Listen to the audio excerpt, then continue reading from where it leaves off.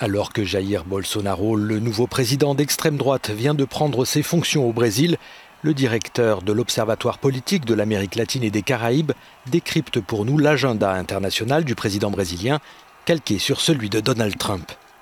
Il y a, de mon point de vue, une véritable volonté de la part de Jair Bolsonaro de s'aligner sur les positions états-uniennes, de créer une sorte de communauté de valeurs entre les deux pays, que ce soit en ce qui concerne le refus du multilatéralisme, la criminalisation des migrants, une volonté très clairement de privilégier le nationalisme dans les relations internationales. Est-ce que cela sera bénéfique pour le Brésil? Je ne le pense pas, mais c'est les mois qui viendront qui nous montreront cela.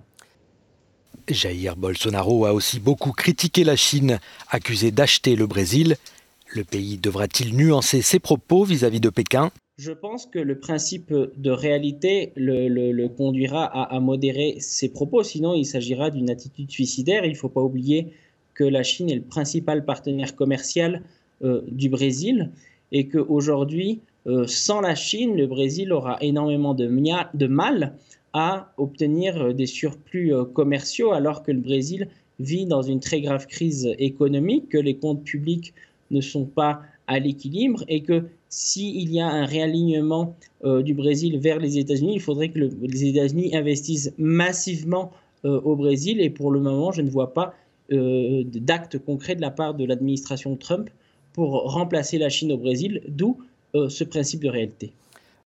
Jair Bolsonaro pourra-t-il concrétiser sa menace de sortir de l'accord de Paris sur le climat ? Je pense qu'il y aura de pressions très fortes de la part notamment de l'agribusiness et des secteurs liés au milieu d'affaires pour éviter que le Brésil quitte l'accord de Paris, puisque le Brésil n'est pas les États-Unis. Le Brésil dépend énormément de ses exportations de matières premières et notamment de soja et de viande pour pouvoir avoir ses surplus commerciaux. Et aujourd'hui, si le Brésil quitte l'accord de Paris, eh bien, il y aura des conséquences, que ce soit politiques, économiques, je pense notamment aux pays européens et à la France. Jair Bolsonaro n'a pas du tout été élu sur son agenda international, mais plutôt sur un agenda domestique.